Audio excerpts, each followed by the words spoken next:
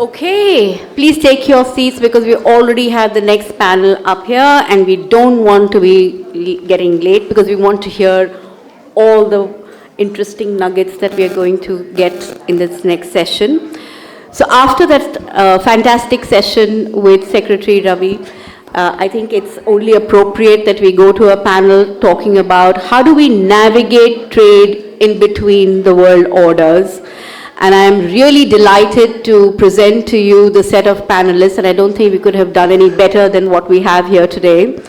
So I'll start with A.K. Bhattacharya, Editorial Director, Business Standard. Everybody knows you. AKB, as we fondly know you, is of course been with the Business Standard and an economic journalist for over 4 decades. I think you've done all the rounds. ET, BS, FE, Pioneer, and you've been a wonderful guide in understanding the economic space. And of course, your column on Raisina Hills, which most of us read very voraciously. And of course, you've written a trilogy of books on the finance ministers. So yes, great to have you here with us today, AKB. I'll move on to Laveesh Bhandari, sitting on his right. President and Senior Fellow, Center for Social and Economic Progress. Laveesh has also published widely on subjects related to sustainable livelihoods, industrial, economic, and social reforms in India. And he's also taught economics at Boston University and IIT Delhi. He's built, seeded, and exited from companies in research, analytics, and digital domains. So entrepreneurship obviously runs in your blood also, Laveesh. And currently, he's researching issues of inclusion, India's energy transition, and how it will impact the government as well as our economy. Wonderful to also have with us Ambassador Puri. Thank you so much for joining us. Of course, another one of our regulars at PAFI, and I have to say thank you for being indulgent with us and always helping us understand the dynamics of the changing eco-political world. Ambassador Puri has, of course, served as Ambassador of India to the European Union, Belgium, Luxembourg, and Nepal. And he's also served as Ambassador, Deputy Permanent Representative of India to the UN from 2009 to 2012. So with his major experience relating to multilateralism in the UN, Europe, and Nepal, he's also been involved as a leading member of the Indian delegation at numerous global negotiations on migration, human rights, and UN reforms. So thank you so much and look forward to hearing your thoughts today. And last but not the least, as our panelists, Pranab, Dhal, Samanta. Thank you so much, Pranab. You've also been part of many PAFI sessions in the past. Pranab is executive editor for Politics, ET Politics, and of course, a hugely trusted byline on his chosen areas of national politics, governance, security, and international affairs for over 2 decades. He too has a very popular column, State of Play, which is a regular feature with the ET. And then, of course, we are joined by Chetan Krishnaswamy, who has very kindly agreed to moderate this very interesting session. Chetan, no stranger to all of you, but I'll spend 2 minutes talking about his journey in public affairs and public policy. He's currently with Amazon as Vice President of Public Policy since 2020. And before that, he's had a 7-year stint with Google. So he obviously comes with a wealth of public policy and business experience, having worked in some of the most challenging environments. So thank you so much for being here with us today. And of course, we have Vish, who will give the vote of thanks. So over to you, Chetan. Yeah, thanks for the lovely introduction, Deepshika. And, with all that is happening in our backyard, the overall global landscape does seem ominous. It does seem a little unpleasant and unsavory with all the confrontation between India and Pakistan.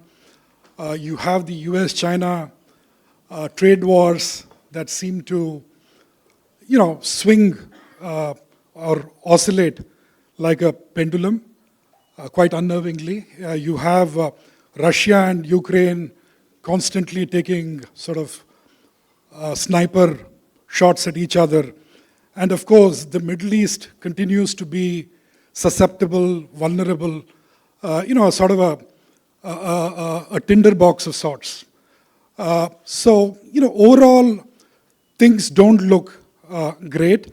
And also what is becoming increasingly evident is the fact that it is a multipolar world order that is taking shape. And what becomes very critical at this juncture is where India stands, how do we ensure that we are able to achieve strategic autonomy while protecting our security and economic interests.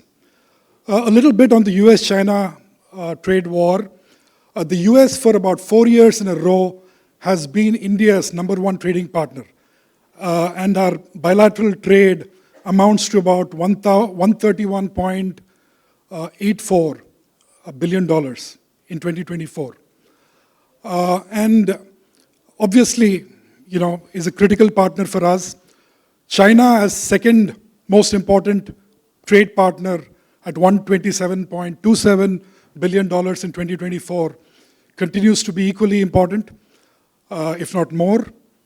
And, with this constant sort of shifting dynamic and equations between the two countries on the trade front, India has an opportunity.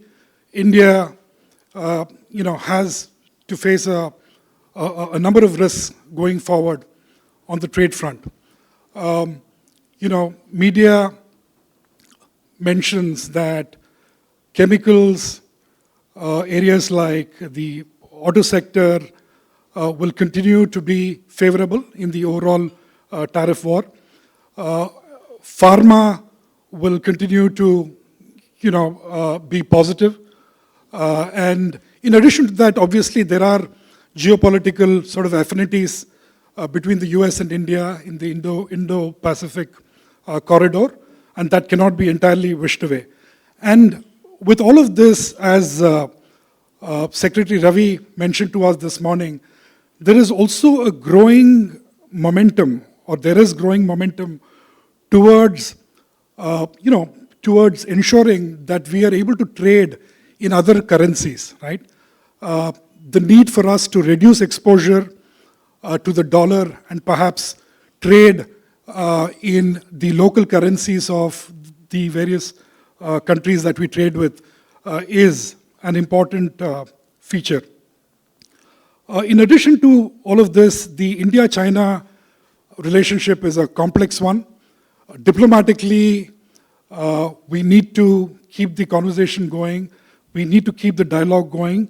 But at the same time, there is an overwhelming need to safeguard certain, key sectors of the country. And obviously, India is acutely aware of this sort of, this facet. But at the same time, you have the Chinese making overtures. So how do we respond to that is a question that we would be keen to sort of understand from this, this elite group. In addition to that, there is also need for regional trade hubs to take shape, right? So how does India really join the South Asia Club? How does India form trade groupings locally, within the vicinity and sort of emerge successful in its overall trade focus becomes important. With that, there would be a couple of questions that we would want responses to. One, how do you ensure that India remains sort of relevant and remains competitive during the course of this transition, the systemic transition that is happening? Two, what are the new frameworks and regional alliances that India might have to strike in the new multipolar world? And also this whole thing of resilience versus adaptability. With that, my first question to Bhattacharya here. Given the ongoing BTA negotiations with the US, How do you think, what do you think India's demeanor should be, considering that there are these constant flip-flops that happen, when it comes to US policies? Thank you. Thank you very much for this wonderful introduction and setting the context for our discussion. By nature and at heart, I'm an optimist, but I don't deny that we are in a crisis.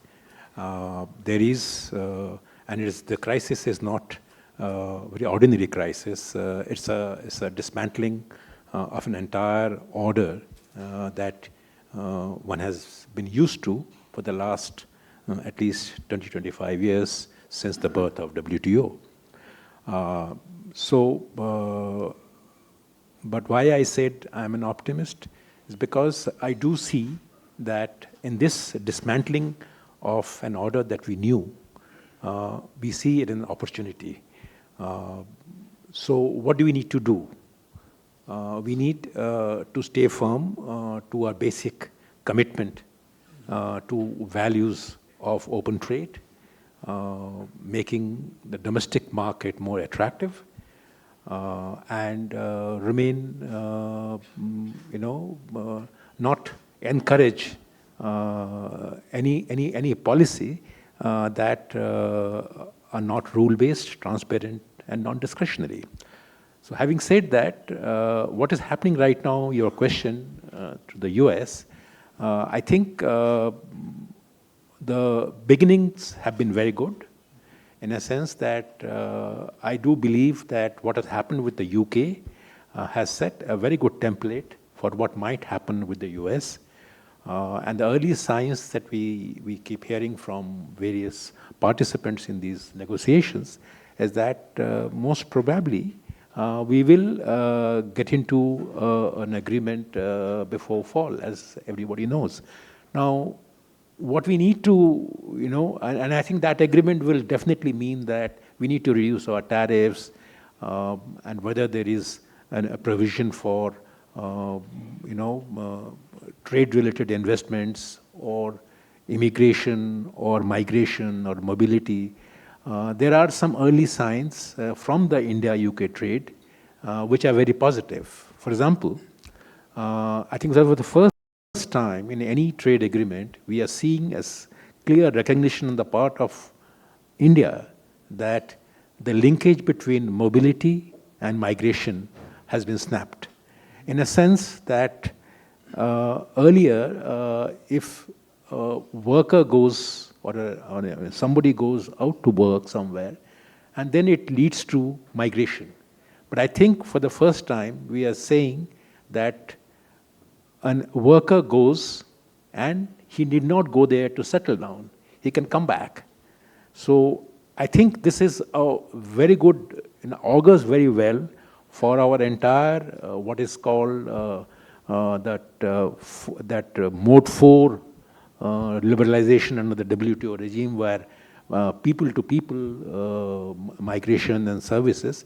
So I think these are good signs. But what are the bad signs? I think the investment norms need to be taken care of. And we are not underestimating the entire trade thing. We are underestimating what the damage that we may have done to our investment potential in the country.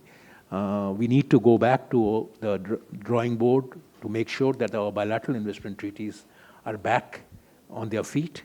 We had a very reasonable structure in place, but in the last 10, 15 years, actually the thing happened even before 2014, we have completely scrapped this concept of bilateral investment treaties.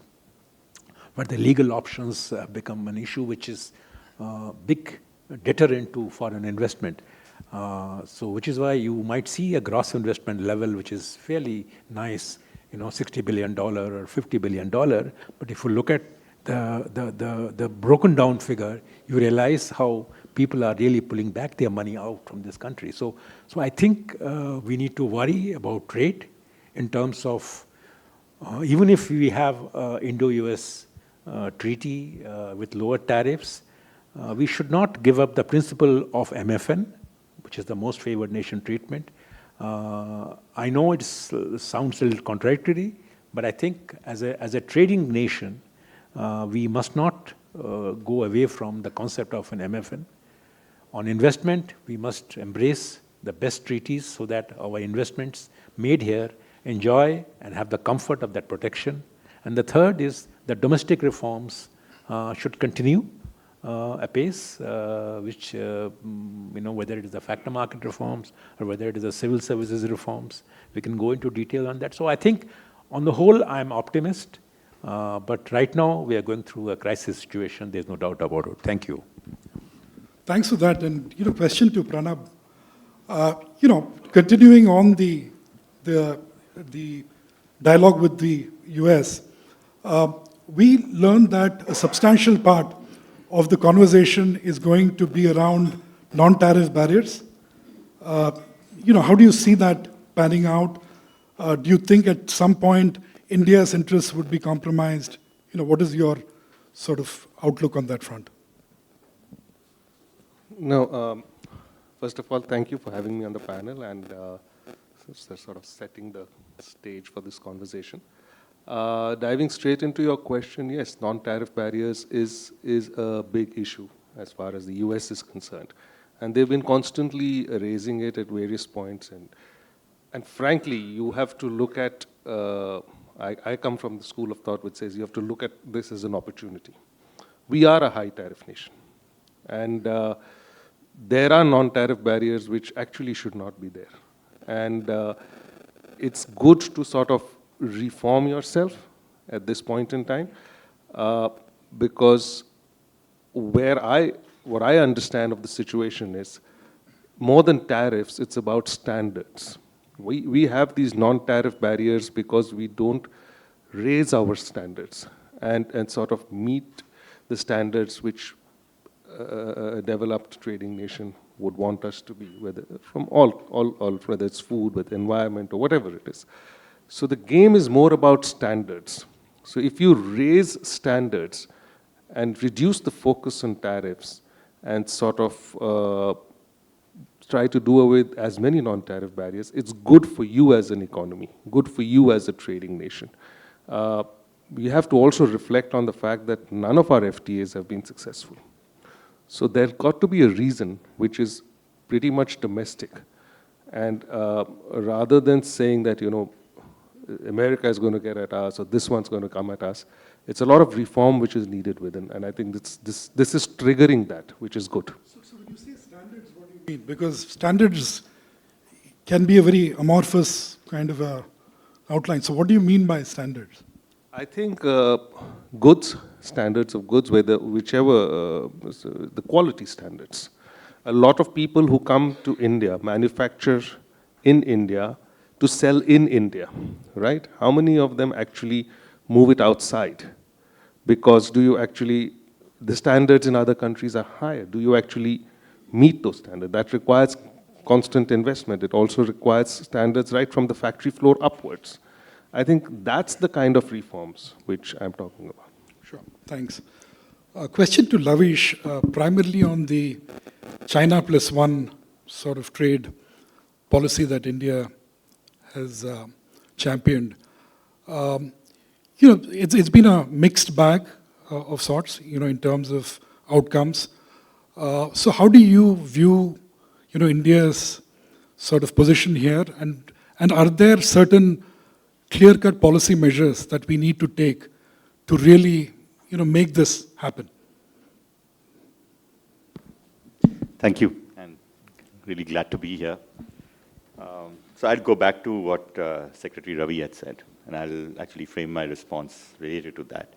So the question asked of him was on the Viksit Bharat targets or the 8% target and whether we can achieve it. And he made a great point. He said, irrespective of achievability, you need to keep that as your target and you need to work towards it. And I feel that, so where I'm coming from is that I feel that it's really important to keep that target, irrespective of whatever is happening in the world. And of course, then you have to figure out how are we going to maneuver through this, through this whole difficult environment. So China plus one, I think you were very kind. I think we have generally failed on that, right? And we have failed, not because we didn't try many things, but essentially we were unable to get over the underlying problems that manufacturing in India has.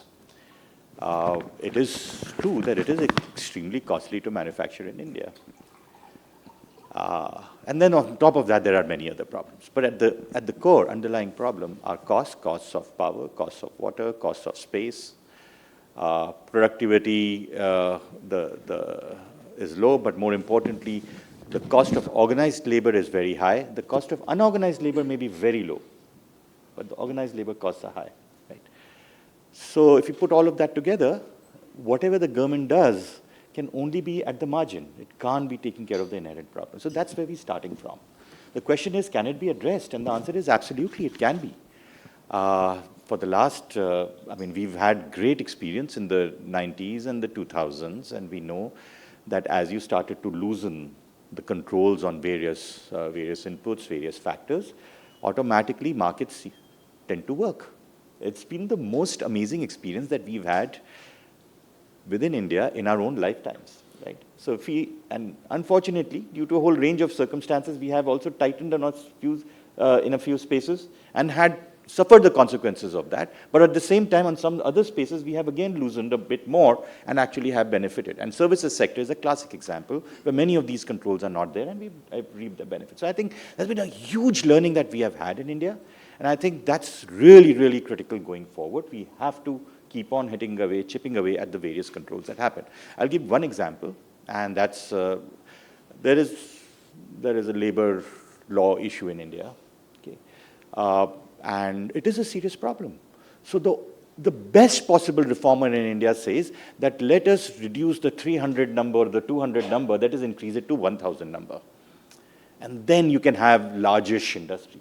But you know, large industry today is not 1,000, it's like 10,000. 15,000, 20,000. Those are the scales that we're looking at. So essentially, we need to get rid of the Industrial Dispute Resolution Act. That's the objective. The question is, how are you going to do it? And it is possible to do. The way to do it is not to go against the labor. Don't protect the job. Protect his consumption. We have all kinds of unemployment benefits. We have health insurance. We are giving subsidies on education. We are giving subsidies on housing. We are giving subsidies on all of these things, right? Why can't we just target them more towards the industrial worker, protect his consumption, and completely get rid of the IDR, right? And like that, there would be solutions in just about every space. We definitely need to keep on looking at it when we talk about how are we going to maneuver through the world that is emerging. Thank you. So, Ambassador Puri, what we have seen in the recent past is the Chinese actually making an overture, wanting to sort of partner with India and perhaps, create a countervailing force, to the US. So the big question is, how do we balance our economic interest and, focus on security on the other side? Chetan, thank you very much. And PAFI, Ajay, Deepshika, thank you very much for inviting me. So can we try and involve you all a little bit more than this technical discussion? By the way, India's former High Commissioner to Pakistan is here. So if there's any subject, question on the real subject, catch him over lunch. So now let me get to the subject that you said. First, let's remember this thing about US and trade is not about tariffs. It's not about customs duties. It's about trade balance. Have you thought about India and the United States? How are you going to balance this? You are not going to be able to balance it because almost all the goods that they manufacture there are inherently uncompetitive when they come to a country like India, which is why the imports are low. As far as we are concerned, the only way around is going to be, and Chetan, I'm being a little, let me say, even mischievous, if I may say so. They'll make you import more hydrocarbons, defense equipment, and I don't know what else, dairy, etc., etc. And this business that, we will be tough and we'll stand up. Yes, we will. Agriculture is a very sensitive subject as far as we are concerned. We had an FTA with Sri Lanka. As ambassador to Nepal, every time I came to Delhi, the only question I was asked by the big people here was, do you know anybody who is a specialist in trade, who can help us solve this fact that the Sri Lankas are taking advantage of the FTA between India and Sri Lanka? What answer do you want to give me? This is the nature of bureaucracy. This is the nature of who we are. We are not risk takers. But I'm reminded of that old story, Dr. Manmohan Singh met Martin Wolf after the 1990 reforms. And Martin Wolf said, you did 1.0, why didn't you do 2? And he said, you can afford to apologize next day in the newspaper. If this happens in India, what do I do? So understand all of this. There is a reason why we are conservative, why risk-taking is a little problematic, and our political leaders understand this better than all of us. But our bureaucrats have internalized it and, they've made it the necessary element of doing things. I said this to provoke you guys, really. What is the good news? How many of you see what's happening around the world? Did you know that the latest statistics released by the IMF, the World Economic Outlook, has India as the 4th largest economy in the world? We spent the whole of last year saying we are the 5th largest economy. We're the 4th largest economy, and guess which is the country that we beat? Can any of you guess? No, not you guys sitting on this table. The other honchos have left. And rightly they've left because they think, they don't want any chap who's 5 years retired to come and tell them what to do. Since they are in the same league as some other. It's Japan, a country that for 25 years was the 2nd largest economy in the world. And the main reason this has happened is because the Japanese yen has tanked. And these are some of the facts that... But we remain 136 in the list of countries of per capita income. So Laveesh, whether we like it or not, you got to hit more than 8%. And I'm afraid it's not just a target, you got to achieve it. Because that's what Viksit Bharat needs. And for that, what you said, job security, all this will have to come on the plate. Frankly, you have to take risks. Reforms are a need of the hour. There is absolutely no doubt. Now, Chetan, the question of China. Look, I am very convinced in my mind. And this Pakistan business is the best example of it. You have the money and you are the economy and the society of the size we are. We reach the high table even of, let me say, invincibility. You don't have the money, then like the Pakistanis, after a day or two, you need to find somebody who you can turn to and who can rescue you out. You've expended whatever steam you really had. And for this money at the moment, whether we like it or not, we need to do what in the Foreign Office we say multi-alignment, which certainly means United States, and I have no doubt we will enter into an agreement with them. No matter, let's leave the small print out. This UK-India agreement, by the way, will now go through legal scrubbing. I don't think at the India end. I don't think we have the capacities to do that. At their end.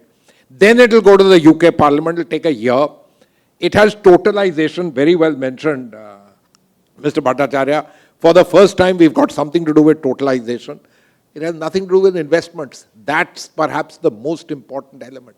But doesn't matter. It's signaling which is important. And with the US, I think the decisions have already been taken. Please signal, because they are important to us.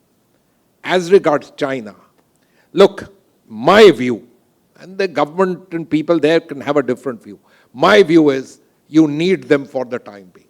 They are making overtures to us, Chetan. This is because they have bigger battles to fight. This was not a battle of importance to them and a nice, good market, without any doubt. And so they reached out to us. Why should they not? They are able to play these games on both sides and on many sides simultaneously. But we need them. How many of you work in the power sector, the steel sector, aluminum, power generation, this, that? Please put up your hands. All of you will say, let us do some deal with them. Let their people come, let the equipment come. It's cheaper, it's better, it even works better. These are facts. And therefore, we need to be able to figure out that, look, let's not get swamped by articles saying that you'll get swamped by Chinese dumping. Be more sensible about it, be more proactive, be more intelligent about it. But you need them because they are an important source of what you need. It's not just these critical minerals and supply chains. Of course, Mr. Damu Ravi said what he had to say about it. We need to catch up on all of this. But on simple, fundamental things of growing our economy from where we are today, about $4 trillion, to take it up, You need partners. So China is one. I don't want to say, the national security lens will be such that it will become opaque after that. I don't want to say that. That's my view. The second thing is, let us reach out to perhaps that other massive partner, which is the European Union. We've spent too long a time, finding them diminished in various ways. Part of the reasons are the Americans. Let's be very clear about it. It doesn't make sense for them. The Brits also have been at the same game. But we must understand, they are powerhouse economy. Even today, they are by far the second largest economy in the world. They are huge in terms of money, they have technologies, and they have willingness to invest in India. And they've done it despite standards, this, that, and the other. They've been there. We should reach out to them. I know it's going to be a damn tough call. I know it's going to be very tough. Things that they are trying to shift to the developing world, large developing countries like India, sustainability, they're no longer champions of it. But they are useful entities. There's a degree of comfort working with them. And therefore, to find fault, it's very easy. And we are the champions of winning the word battle and think that that's the end of the game. That's not how it works. You want to be in the real world, get on to that. Work with them. The global south, I heard a question, somebody said, we lost something in Ethiopia. I said, it's a very simple matter. You didn't have the money to hold on to it.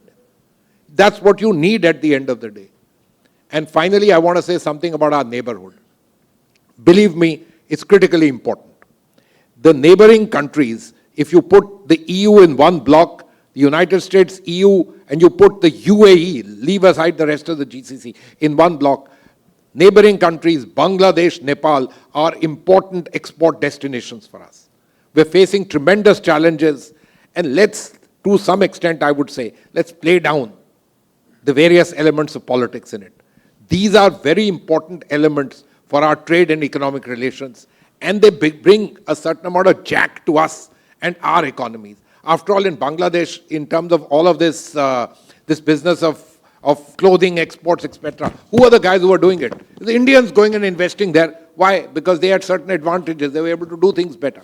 Similarly with Nepal, etc. These connectivity things are important. Let's think through this. So I just want to leave you the thought. In my opinion, in terms of where the world is and what Mr. Trump has unleashed, we have a possibility. Because we are on the other side of the globe. We're a little difficult for the person to see. And you don't have either the Pacific or the Atlantic challenges. But at this time, you need to focus yourself on what you can do to prop your economy up at a much faster rate. A rate not saying, ho jayega, but one which we are talking about tomorrow, day after, which means we got to do reforms. We've got to open ourselves to foreign capital, be much more willing to do that. We need to be willing to take technologies, and we truly need to be multi-aligned, be a little less mindful of others and be a little less preachy, if you don't mind my saying so. Thanks. No, thanks a lot, Ambassador Puri, for that. Plain speak and reality check. Thank you. And, before we move to Pranab on the regional alliances and trade groupings, which are so important in the overall scheme of things, the one very interesting point that you made, Ambassador Puri, is that there is a need for us to really pursue the trade deals with the EU 27, which today surpasses in terms of trade volumes the combined volumes of US and China. So I think there is a need for us with sort of renewed vigor to go after the EU countries. So to you, Pranab, now, primarily around the need for India to, very seriously start looking at being part of, trade hubs in the vicinity, in the neighborhood, right? So we backed out of RCEP a few years back, primarily owing to our apprehensions around Chinese imports. We are part of BIMTEC, the Bay of Bengal string of countries. We are part of the South Asia Free Trade Agreement. So what are your thoughts there? Is there a need for us to really, play this leadership role amongst our neighbors when it comes to, trade? SAFTA never headed anywhere, I think. So let's just take that out of the basket. As far as BIMSTEC is concerned, it is a sans Pakistan move. Right. Let's see where it heads, what the situation in Myanmar is. So that's okay in terms of connectivity. The big agreement you're talking about is RCEP. In my understanding, frankly, I agree to a lot of what Mr. Puri said, but on China, there is a, please understand, China, as rightly said, can play many games. The problem for us, and this is not going to change when you talk even of EU, everybody can play the China card on the US. For us, it's the China threat. And whether it is directly from China, or whether it's coming through Pakistan, they act in concert. And this is even playing out now. I mean, the weapons you're fighting on the other side are Chinese, right? Maybe the soldiers handling are Pakistanis, but you're essentially fighting Chinese weapons. So this is a reality also. So over a period of time, you have to de-risk yourself from China for the only reason because China has shown the tendency of weaponizing commerce, of weaponizing economics. It's done that with smaller countries in Southeast Asia, forced them to do political deals. Look at what's happened in the Philippines. And it does not listen to any international law when it comes to doing anything which is in its security interest. And yes, they have the money, and they have the weaponry, and they have the power to do that. So from an Indian standpoint, and purely from an Indian standpoint, getting integrated into RCEP, I think, was a strategic call. I think what's basically happened, if you step back and see, you looked at all the FTAs we had with ASEAN countries. It didn't work. They were all routes through which only Chinese goods came. So what the strategic call has been is to look west. And even before Trump came, that was the approach. You started talking about, with UK, we started talking with EU, reopen negotiations with EU, keeping that in mind, also with the Gulf countries. So you say that these are competitor countries on the east. You look west, where you're more complementary economies. And coming back to the older point, embrace their standards, lift yourself up, and sort of de-risk yourself from China. This is a big difference, unlike EU, which can actually use the China guard to negotiate with Trump. For us, we have to de-risk, and that is why we need to work with the US more. So yeah, that's my limited answer. You keep referring to sort of upgrading standards.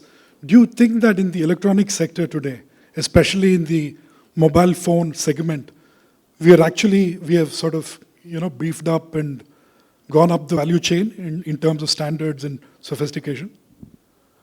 I would imagine it's a dynamic process and it's happening. I mean, let me take you back to the story of China, at what Motorola did in China. When Motorola investment is a big story back in the 80s, that actually changed everything in China. Can Apple coming here do that? And I think it is to quite an extent. It's forcing you to embrace those standards. Also, many of these trade negotiations, it's actually not just tariffs. It's also a lot of them want you to embrace high-level standards of manufacturing, environment, whatever it is. You need to take them on for your own good. That's all I'm saying. On this entire supply chain, challenge that India faces today, do you have any, interesting suggestions or recommendations for the country to very seriously look at, building a certain degree of self-sufficiency when it comes to, our supply chains? Sure, I mean, my answer would be connected with the answer which Pranab gave. This idea about China swamping us through RCEP is probably a bit of a problematic statement, because if you look at India's trade relations with China, even without RCEP, we have been swamped by China.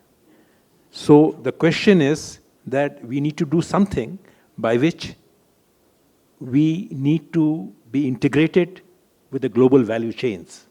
And I think RCEP would have given us that route to global value chains. The entire Southeast Asian countries, we would have been connected with those global value chains if we had joined RCEP. And because we did not join RCEP, we have lost crucial time in upping ourselves in that global value chain game. And global export, global trade is right now so connected with global value chains that we better be there, not to be confused with the global capability centers, but global value chains is the way to go forward. Now, yet we have another opportunity. There is something called CPTPP. There is a comprehensive and progressive agreement on Trans-Pacific Partnership. Now, China is not there, but are we showing any signs of engaging with the CPTPP and being part of that value chain? I don't think that kind of thinking is there. Now, while free trade agreements are fine, but we need to be connected with a certain network of trading countries so that we take advantage of not just trade, but also the advantage of investment. And that is the point that Mr. Ravi was making in the morning. So we cannot look at trade divorced from either investment or technology. And if we want to pursue the goal of being integrated with the global value chains, it is necessary that we must reconsider our position on RCEP and actively consider joining CPTPP. An interesting factoid is that the entire Southeast Asian market is a $3.2 trillion market. And by virtue of not being part of RCEP, we've kind of lost access to that sort of gold mine.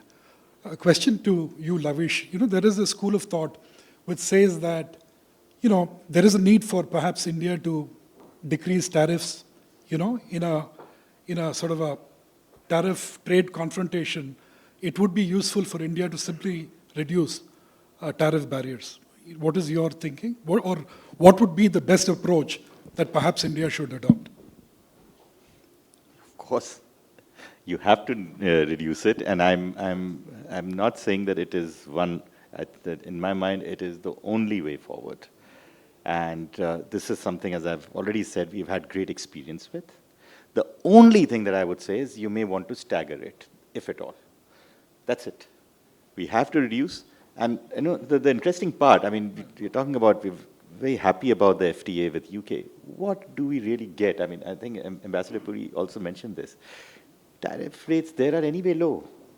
Okay. With US, tariff rates are anyway low. With EU, tariff rates are low. What are we going to get in terms of advantages there? Essentially, our gain would be that you're going to get so much more imports coming in. So it's not going to be export advantages necessarily that we'll get. We're essentially going to have a lower cost economy. That is your advantage with these FTAs. So that's not being talked about, but that's fine. But essentially, advantage is going to come from competitiveness of the Indian industry. And that's what we need to aim at. So yes, absolutely, we need to reduce our tariff rates. If that happens through FTAs, good. If it happens through TCPPP, great. But the point is, and I just want to add one more, you made this point, it's not just that the ASEAN is large, it's also where the bulk of the growth is going to come from.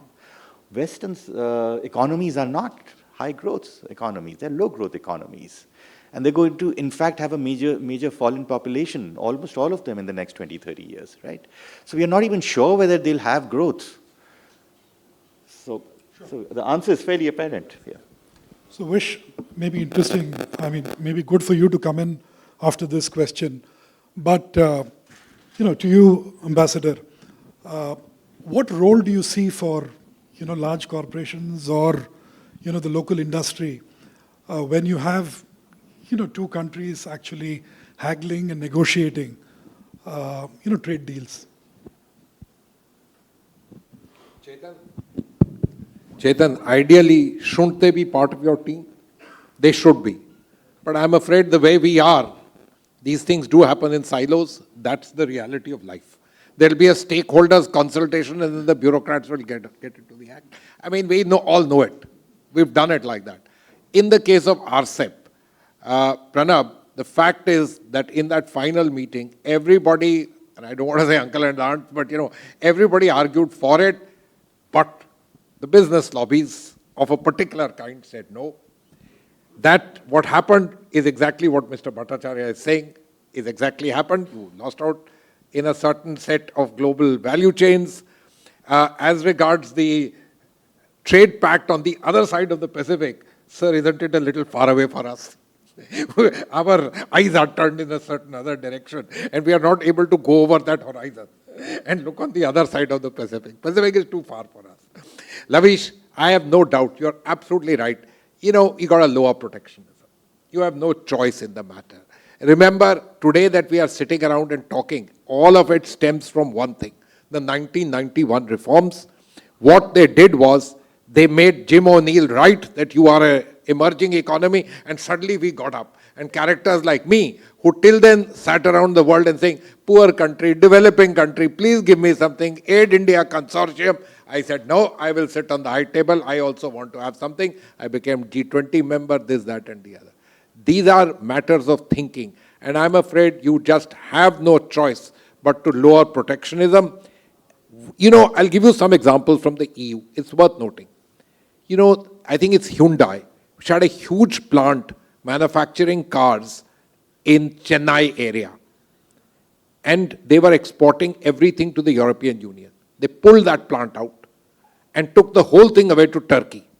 Now, we can keep saying various things, but the basic problem was that they found it extremely difficult to get into the fact, even though it was an export-oriented plant, because of the way we are and the way, you know, the entire chain wouldn't work, protectionist issues would keep coming up. It's not just the duty rate that matters, but the way we function. And we lost it. Now, we've tried to make it out very well that the Tamil Nadu government was excellent. They went and told them, you want to leave, we have no problem. All that is fine. But the fact is, if you want investment to come, remember, you must allow much greater free trade. That's the way investment works. Nobody is willing to set up grand plants. You know, I've spent the better part of my life hearing my colleagues in the finance and especially the finance ministry, not so much commerce, saying, we're such a great market, everybody wants to come here. When this BTIAs were removed, I was ambassador to the European Union. You know, I had full access to everyone here. Even the minister said the same thing, but chodo unko, the secretaries and all, we're such a big market, what has happened? Nobody has been willing to sign any investment treaty with you.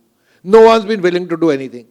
Don't get so much taken in by the fact that you are such large. For the world, there are other options. You mentioned ASEAN. Let's not forget Africa. Let's remember something about Africa. While we here have this great convinced belief, oh, appropriate technology will do, we have old relationship. No. It is a continent where you have to compete on equal basis. And you have to compete even with the developed world. And you have to compete with the Chinese. If you are not up to scratch, there are no protectionist measures. Not because the government of India is friendly to somebody else. The Africans are friendly with everyone. What is their problem? And that's the necessary thing. You've got to become competitive. So, Pranab, you're right, standards have to be global. But you have to remember, we are a country which is capital short. I don't think people here understand this. We are a woefully capital short economy. We need capital. Capital will come when you allow investments to take place. And investments do demand that you have a much easier trading regime. That's the nature of this particular game. Thank you. Thank you. So question to Pranab. You know, as someone who's, you know, an expert watching this space closely, you know, we have a situation now where the US and the Chinese are getting onto the table and having a threadbare discussion. I think this week, end of this week or early next week. How do you see this sort of pan out? You know, do you think the US will blink first or China is going to continue to play hardball? How do you see this playing out? It's going to be a tough negotiation. The Chinese will, I think, want to compromise at some point in time. The issue for Trump will be to balance his domestic politics and the pressure on the economy which his tariff decisions have made. So clearly, what's coming out is Trump will use his tariffs, the announcement of tariffs, as a negotiating chip, and going out there. And so one has to see how that conversation is going to pan out. Right? It's very difficult to sort of look through the sort of looking glass and say this is going to happen or that's going to happen. They're two big economies. Chinese have always liked to see themselves as G2, as they used to call it, with the US. So if they are able to get that kind of a deal and divide the world into half between ourselves, and that should be fine as far as the Chinese are, but it's going to be difficult. It's going to be very difficult, a lot of other factors. Second thing, I just want to bring one more element, which as we discuss economic conversations, is what's really changed in the last sort of 8 to 10 years. It's the security situation. The guarantors of global commons, as we used to call it, they themselves find themselves in difficult situation. The UN Security Council cannot reach a consensus on anything. So what was guaranteeing the global economic conversation, the security setup, is crumbling. There's a rise in conflict. There's a rise in violence. We're seeing it today in our neighborhood. And this will continue. So what's going to really, it's all going to boil down to is trusted chains, trusted supply chains. Trust is going to become a very important factor as we move ahead. So I think while we look at the principles of economics and trade, and from the prism of the WTO or the old regime, a lot of that regime is crumbling. You can debate that it's wrong, but that's happening. The politics in the US, the politics in China, the politics in other big economies has worked in such fashion that today the security situation across the globe is very, very serious, and countries are divided. We have two tech regimes. One is the American, the other is the Chinese. And that convergence is not going to happen, regardless of whatever US-China trade deal. They're two separate regimes. The world will have to choose. So as you go ahead, it's a changing world, a changing landscape. And I don't see how an old economic template, however good it is, and I'm a great votary of that, is going to survive just the way it is. It will have to change. Remember, it's also a product of certain politics. Politics is changing. Nationalism is coming back. I mean, look at the space. Geopolitics is changing. Regimes are looking at their own politics very differently. Countries are becoming insular. So you cannot have an economic conversation without looking at the political reality today. The political reality in which all these systems were put in place was different. Today is a different political reality. However bad it is, that is what it is. Absolutely. Sure, please. Perhaps it's a nuance, but I don't necessarily agree with completely, I mean, the way you were portraying this. So you're going to have situations where countries would be on extremely friendly terms in some domains and extremely antagonistic terms in some other domains. It's going to happen between India and Europe, where CBAM, on the issue of CBAM, we will be having an argument. Well, at the same time, we are going on another domain and signing an FTA with them. Okay. In the case of England, the way we addressed that was, we decided that we'll at least have an agreement on some domains and then figure things out on some other domains. So it's not a 0-1. I think this whole thing about, while absolutely correct that security issues are becoming more and more important, it's not that they are absolutely defining everything. It's not going to be such a 0-1 kind of a game. Chetan, can I just say something? Pranab, thank you for what you said, because that was very important. Look, I want to make 1 or 2 points here to you.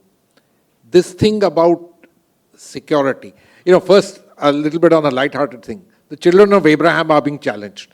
The first time since the Industrial Revolution. Do you recognize that? We're not the challenger, but we will become. Right? And they are having a problem among themselves on how to go about it.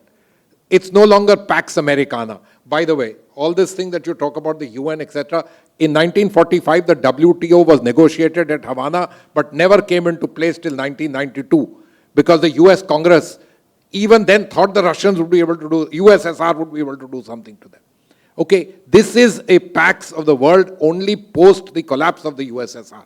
Not that it's always been. In the 1960s, 70s, the UN Security Council could agree to nothing, except go into Africa and do peacekeeping, etc., etc. They couldn't even agree on an armistice in South Korea, on the Korean border. These are realities of life. We must understand that. Having said all this, I just want to tell you, you know, there is no doubt there are changing security landscapes. After all, the children of Abraham are no longer in control. They are not the sole bosses of everything. There are other alternatives in the world. But having said all this, let's remember, money begets security. There's little doubt about that. The richer you are, the better you are possibly likely to be. And secondly, keeping yourself mindful of security. Do look at where you can look at your economic interests. Don't let one, let me say, color the outcome of those spectacles beyond what the other sides are. These are balancing acts. They are important that they are carried out in that sort of a manner. Thank you. I didn't want to say it was a zero-sum game or something like that, but what I was trying to say is just the context. It should be seen in the context, that's all. Just to very quickly shift tack, the one thing that I wonder is, are we overplaying our hand when it comes to manufacturing? You know, I mean, we seem to be going completely overboard as a country. This morning, Secretary Ravi spoke about, you know, how manufacturing constitutes 16-17% of India's GDP, etc., etc.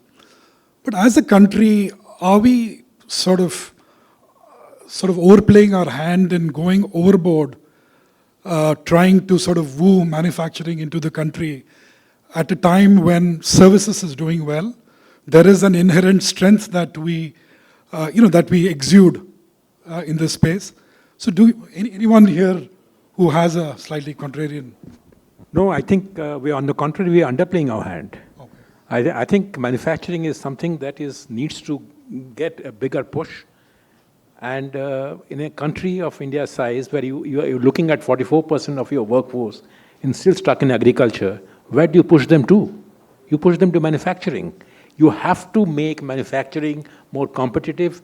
And, Laveesh beautifully brought out the importance of reducing tariff, even though in a graded way. The tariffs need to be brought down, not only for improving your domestic competitiveness, but also your export competitiveness. Please remember, your exports have a 30% intensity of imports. So if you can bring down your tariff, your exports also become competitive. And that will come through manufacturing. So yes, of course, you can move towards, like Raghuram Rajan would have argued, that yes, you need to go into a value-added manufacturing, service-led manufacturing. By all means do that. But manufacturing is the mantra. Manufacturing has to be really been promoted, in my view. Anyone here who has and it is necessary for your workforce. Sure. You cannot possibly ignore manufacturing because the kind of the employment challenge that you have. Right. Anyone here who has a slightly different point of view? Or you do? Great. I do. The way I think about this is, just let it be, let things happen, and whatever emerges, emerges. The point is, services are anyway doing well, and we have a few agreements, and you have these short-term movements of people, and you'll have a whole lot of major fillip to revenues coming in from that side as well. I mean, by forex revenues, I mean. Essentially, the point, there is one argument that says that, okay, fine, let's diversify our productive menu, and then let's take some resources from there and dump it towards manufacturing to try and do this. I don't think you need to do any of that. But I do believe that some reforms anyway you need to do because they curtail the freedom of people. And most of those are in the manufacturing space. There are some, by the way, also in agriculture. So these reforms need to be done. Now, you're referring to the labor reforms. Yeah, all of that. Right. So you don't necessarily need an industrial policy to push manufacturing. Absolutely. absolutely. And I think most people would agree with it. It's just a matter of a nuance here, that, what do you do? But then for the that? fact of the matter is we do have an industrial policy today which pushes manufacturing, which incentivizes manufacturing. That is the hard reality. So do you think that we would be better off perhaps not incentivizing, financially, Oh, monetarily through absolutely, grant? absolutely, yes. Interesting. Rishi, you want to come in? Any questions? Because we have a little more time. Okay. No, I think it was a very interesting conversation in terms of a subject which is, and I'm reasonably aware of. And one of the questions I had for anyone here is, and we talked about the fact that manufacturing needs far more push, but the fact is that services exports has been growing far more than manufacturing. And is it because you think it's because of the tariffs? Is it because of the tariff issue, or is it something else? Because I picked up on this thing, the reason services are growing so fast is because you have fewest controls on services. You don't have all of this messiness that happens in manufacturing, or for that matter, agriculture, trade, and so on. You remove those hurdles, and the same things will happen there as well. Essentially, the reason why why we are doing so well in services are because not just the fact that the government has removed controls, but resources, the best resources, go towards services. The best human capital goes towards services. The cheapest capital is going towards service sector investments. Almost all of your VC activity is going towards services, right? So what's really happening here? There are hurdles. So what is free is where the resources go towards.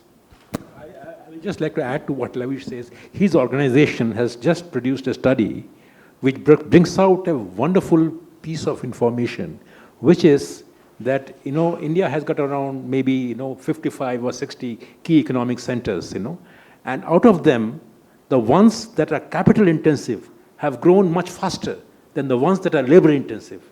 Now, what does it show? It tells you that we are just ignoring the need for making, labor intensive industries manufacturing, less cumbersome, less problematic in terms of compliance. And of course, it is not just a question of making reforms in the labor laws, but also there are so many other issues. There's a skilling issue is there. There's the issue of also in manufacturing, judicial compliance is such a big issue. Whereas, as he rightly pointed out, in the services, controls were hardly anything. So you let them be. So it grew. Yeah.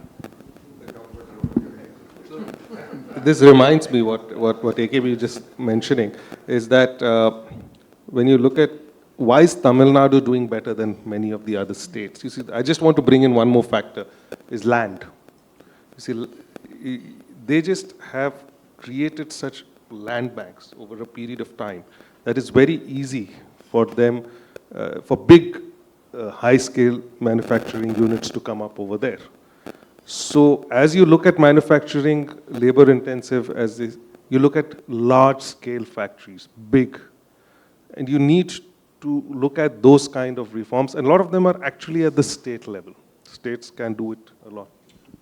But then is it true that, the era of, labor-intensive manufacturing is over? Because with automation coming in, with AI coming in, you're not going to employ people by the thousands, right? By the hundreds and thousands. Let's not outthink the markets. Just Right. let it be. Just leave them alone. They figure things out. No, but then Okay, the so we don't know. whole idea is- Actually don't know whether that the labor era has ended. There are some people who believe that, yeah, with AI and with robotics, etc., some of this will happen. But they could happen about 30 years later. Who knows? Is it going to happen today? I mean, there are 2 generations between now and 30 years later when robotics will take over garment manufacturing, for instance, or for that matter, agarbatti manufacturing, or for that matter, there are so many different food processing, large amounts are highly labor intensive. So we don't know. I don't think we need to think so much on these issues. Just get out of the way essentially is the mantra that we need to have. And things happen, and then let it be. And I'd just like to speak, there's a lot of talk about on the financial sector that, we need to put up for infrastructure this fund or that fund, or we don't. Just let it be. Let the markets figure out where they need to invest. We don't need to try so hard. That's the amazing thing about when markets get to work. But unfortunately, I think this whole thing that, okay, fine, we need to get manufacturing to work will make us try very hard, unnecessarily so. Vish, question 2. Yeah.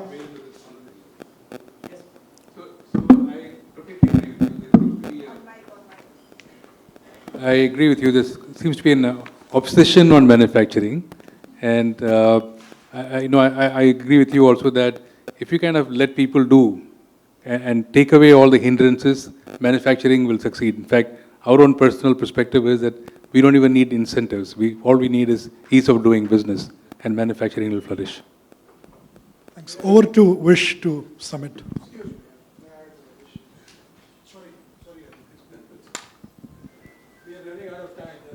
So coming back to Vish's question, which started by saying that the services seem to be doing well, whereas manufacturing is not, seems to be getting answered in India's context. I agree to the arguments to a great extent. But I think that pattern or that trend is when you look at even at the global GDP, we are looking at the global merchandise trade remaining stagnant, whereas globally the services sector seems to be contributing more and more. And we have seen how things which were goods earlier, the technology world, the e-books, the CDs and everything, now coming out, getting delivered in a services manner. Is it the change of or changing phase of the globalization pattern? So does your logic apply to that global pattern as well? There's a natural tendency as you develop, as incomes get higher, the consumption of services goes up. Globally, there's growth happening, so the share of services is increasing. That's the global pattern. That will continue for many years to come. But the point is larger here. It's not just at the global level. When you're looking at within India, the problem is that of the hurdles that have been created on the one sector, which it seemed at one point in time will get you the most of the growth. And that was essentially in 1991, where all the reforms were actually focused in the manufacturing sector. We essentially got the benefits in other sectors from that. This is another way of looking at your issue, which is look at India's share in global merchandise trade and India's share in global services trade.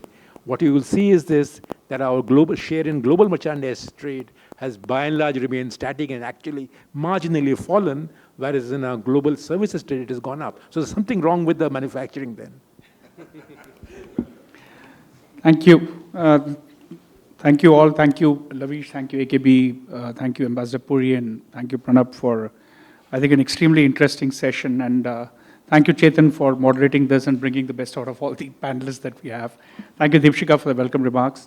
I think we could not have had a better way of having, I think to conclude, I would say what we talked about was there's a need to reduce tariffs, focus on growth, join large plurilateral agreements, and standards are something which we should actually have to build a more competitive industry. I think that's kind of sums up the kind of conversations we have had.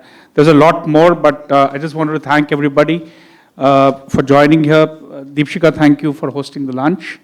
And just wanted to thank all of you. Please do join us for lunch, and all the members, please stay back for the business session, and we'll start that at 2:30. Thank you so much. Thank you, everybody.